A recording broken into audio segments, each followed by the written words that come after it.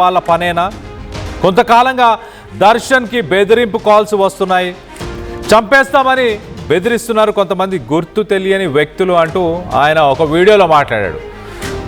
మత ప్రచారం చేస్తావారా అంటూ, అలాగే నిందితులు నాపై అటాక్ చేశారు, స్థానిక సమస్యలపై మాట్లాడినందుకే నాపై దాడి చేశారు అంటూ అభినయ్ చెప్పుకొస్తున్నారు. భరోసా అనే ఒక పార్టీని స్థాపించి ఏపీలో పాదయాత్ర చేస్తున్నారు పాస్టర్ అభినయ్ దర్శన్. అల్లూరు జిల్లా చింతపల్లి అటవీ ప్రాంతంలో అభినయ్ దర్శన్ పైన దాడి జరిగింది. దానికి సంబంధించిన విజువల్స్ మనం చూస్తున్నాం. ఈ విజువల్స్ లో చూడొచ్చు, అడవి ప్రాంతంలో పాస్టర్ పైన మరి కొంతమంది గుర్తు తెలియని దుండగులు దాడి చేశారు. నీరు సీసాలతో 6 వ్యక్తులు ఆ పాస్టర్ ని పొడిచారు.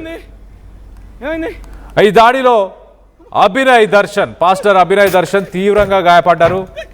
అతన్ని స్థానికులు అక్కడికి చేరుకొని హుటాహుటిన హాస్పిటల్కి తరలించే ప్రయత్నం చేశారు.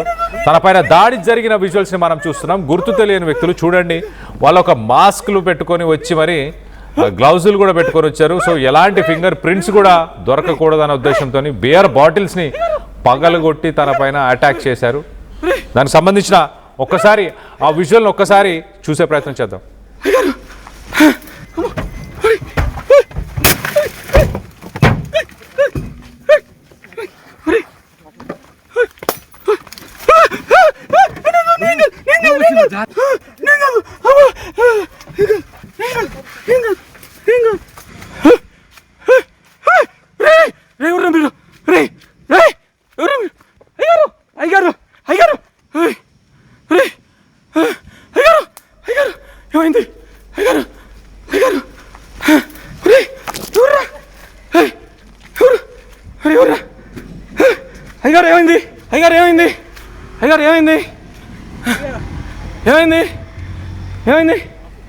రైట్, ఒక వ్యక్తి మొత్తం రికార్డ్ చేస్తూ కారులో తనని కూడా పట్టుకునే ప్రయత్నం చేస్తే నన్ను వదిలేయండి, నాకు సంబంధం లేదు అంటూ మాట్లాడాడు.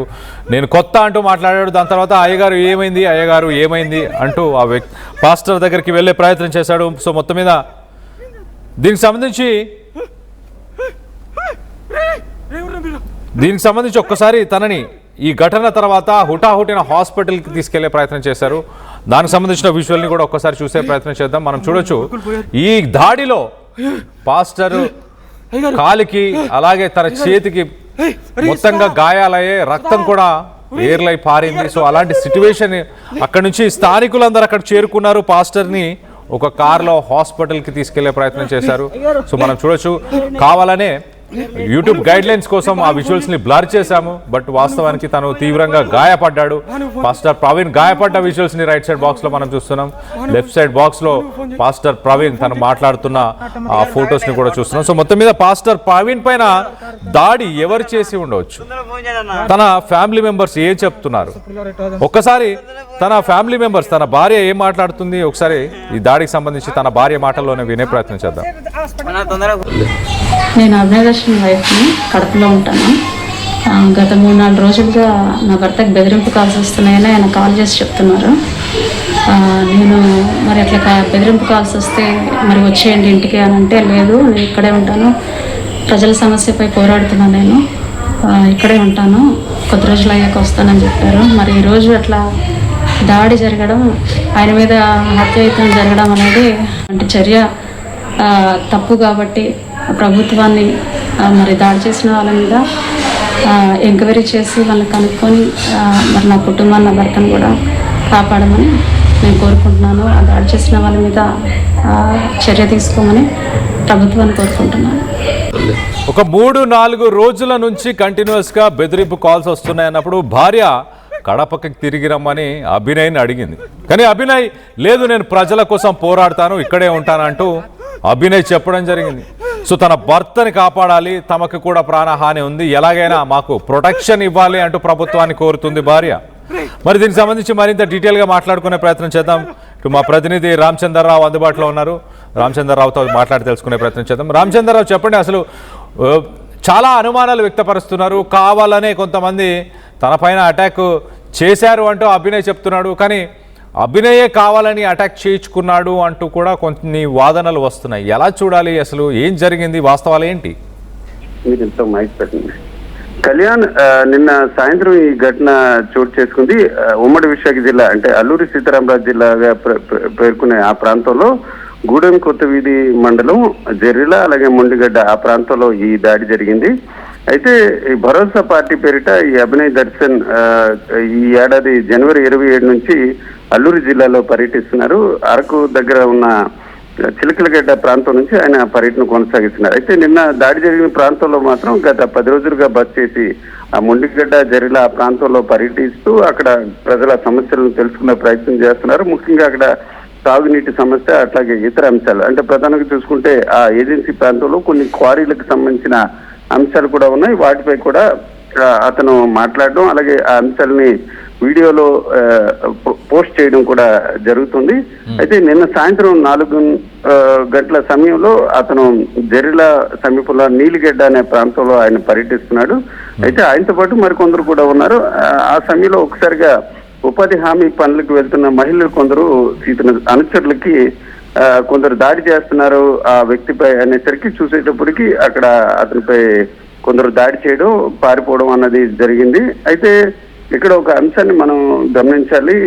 దాడి చేసిన వ్యక్తులు ముఖాలకి మాస్కులు ధరించడం అట్లాగే చేతులకి గ్లౌజులు అలాగే చివరికి వారి కాళ్ళకు కూడా మాస్కులు మాదిరిగా కొంత గ్లౌజులు అంటే ప్లాస్టిక్ గ్లౌజులు కూడా వేశారు. అంటే దాడి అంశం బయటపడకుండా అంటే తర్వాత ఫోరెన్సిక్ కావచ్చు లేక పోలీస్ జాగ్రత్తలకి అట్లాగే దొరకకుండా అన్న అంశం కూడా కొంత జాగ్రత్తలు తీసుకున్నారు. అయితే ఇప్పుడు ఆ స్థానికులతో మనం మాట్లాడడం జరిగింది. ఈ దాడి వెనుక స్థానికుల పాత్ర ఏమాత్రం లేదు. స్థానికులు సహజంగా ఈ దాడి జరిగిన వెంటనే గుర్తించి అతన్ని కాపాడి ఆసుపత్రికి తరలించే ప్రయత్నం చేశారు. అతను పాదయాత్ర గత 10 రోజులుగా ఏదైతే ఈ మొండిగడ్డ జెర్రిల ప్రాంతంలో చేస్తున్నారో ప్రజలందరూ కూడా పూర్తిగా సహకరించకపోవడం అన్నది కాకుండా ఆయన పర్యటన యథావిధిగా సజావుగా కొనసాగే రకంగా కూడా అక్కడ ఉన్న పరిస్థితులు ఉన్నాయి. అయితే ఈ దాడి వెనుక ఖచ్చితంగా స్థానికేతరులుగానే అంటే ఎవరైతే ఈ దాడి చేశారో వారెవరు కూడా స్థానికులు కాదు, ఆ గిరిజన ప్రాంత వాసులు కాదనే అభిప్రాయం వ్యక్తమవుతుంది. ఎందుకంటే దాడి చేసే సమయంలో కొన్ని మాటలు వారు విన్నారు. ఆ మాటలు ఖచ్చితంగా తమ ప్రాంతానికి వ్యక్తులు కాదు అన్న అంశంపై కూడా ఉంది. అయితే ఇక్కడ 2 అంశాలు కొందరు మతానికి సంబంధించిన అంశంగా చెప్పుకున్నప్పటికి కూడా ఎక్కువగా అక్కడ ఏదైతే క్వారీలు కావచ్చు ఇతర అంశాలపై ఎక్కువగా ఆయన ప్రస్తావించడమే కాకుండా దీనికి ప్రభుత్వ పెద్దలు అలాగే ఇతర వర్గాల పాత్ర ఉన్నట్టు కూడా ఆయన పలు సందర్భాల్లో విమర్శలు చేయడం జరిగింది. అయితే ఈ దాడి వెనుక ఎవరైతే క్వారీలు నిర్వహిస్తున్నారో అట్లాంటి వ్యక్తుల పాత్ర ఉందా అన్న కోణంలో కూడా ప్రస్తుతం పోలీసులు దర్యాప్తు చేస్తున్నారు. స్థానికులు మాత్రం ఇతర ప్రాంతాల నుంచి వచ్చి ఒక పగడ్బందీగా దాడి జరిగింది అన్న ఆరోపణలతో పాటు వాళ్ళ అభిప్రాయాన్ని వ్యక్తం చేస్తున్నారు. ప్రస్తుతానికి ఇతన్ని కింగ్ జార్జ్ ఆసుపత్రికి తీసుకురావడం జరిగింది. ప్రస్తుతం ఓపీలో ఉన్నారు. అతనికి అవసరమైన వైద్యం అందించే ప్రయత్నాలు జరుగుతున్నాయి. అయితే ప్రస్తుతానికైతే ప్రాణాపాయ పరిస్థితి లేదు. ఏదైతే వెంటనే గాయపడిన వెంటనే అతన్ని గూడెం కొత్త వీధి మండలం జెర్రిల ప్రాంతంలోని ప్రాథమిక వైద్యశాలకి వైద్యం అందించారు. అక్కడ నుంచి చింతపల్లికి తీసుకొచ్చారు. అయితే చింతపల్లి నుంచి ఈ రోజు తెల్లవారుజామున అంటే ఉదయం 4 గంటల సమయంలో విశాఖలోని కింగ్ జార్జ్ ఆసుపత్రికి తీసుకురావడం జరిగింది. ఇక్కడ ఆంధ్ర మెడికల్ ప్రొఫెసర్లు కూడా ఆయనకి వైద్యం అందించే ప్రయత్నం చేస్తున్నారు. అయితే ప్రస్తుతానికి ప్రాణాపాయ పరిస్థితి లేదనే వైద్యులు చెప్పడం జరిగింది. అయితే కళ్యాణ్ అసలు విశాఖ ఏజెన్సీలో అంటే ఉమ్మడి విశాఖ జిల్లా ప్రస్తుతానికి అల్లూరు జిల్లా అని పిలవడం జరుగుతుంది. ఈ ప్రాంతంలో ఎప్పుడు కూడా ఎవరైనా పాదయాత్ర చేసినా పర్యాటకులు వెళ్ళినప్పుడు కూడా స్థానికులు సాధారణంగా ఆహ్వానిస్తుంటారు, సహకరిస్తుంటారు. కానీ ఈ దాడి ఖచ్చితంగా ఇతరులు చేసిన వ్యవహారంగానే చెప్తున్నారు. అయితే ఎందుకు చేశారు అన్న అంశంపై కూడా కొన్ని అనుమానాలు వ్యక్తం అవుతున్నాయి. దీనిపై లోతుగా విచారణ జరుగుతుంది. ఇప్పటికే ప్రభుత్వం అల్లూరు జిల్లా ఎస్పీతో కూడా మాట్లాడడం జరిగింది.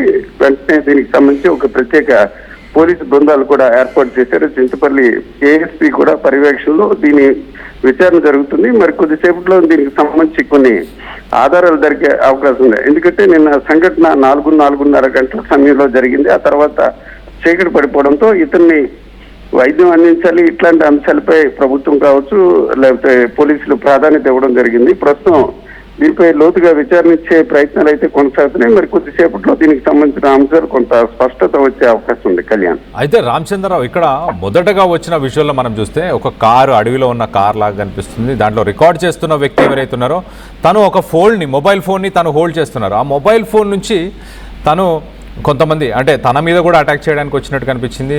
వాళ్ళని లేదు నేను కొత్త అండి అని చెప్పి ఏదో చెప్పే ప్రయత్నం చేశాడు. తర్వాత పారిపోయినట్టు ప్రయత్నం చేశాడు. మళ్ళీ వెనకకు వచ్చాడు. అయ్యగారు అంటూ పాస్టర్ వైపు వెళ్ళడం. సో ఇదంతా అసలు వచ్చిన ఆరుగురు ఒకవేళ పాస్టర్ మీద అభినయ్ దర్శన్ మీద అటాక్ చేద్దాం అనుకుంటే కనుక అభినయ్తో పాటు పక్కనున్న వ్యక్తులపైన కూడా ఎంతో కొంత వాళ్ళని అటాక్ చేయడం, వాళ్ళని కట్టడి చేయడం, వాళ్ళని కట్టిపారేయడం ఇలాంటిది ఏదైనా చేసే అవకాశం ఉంటుంది కదా.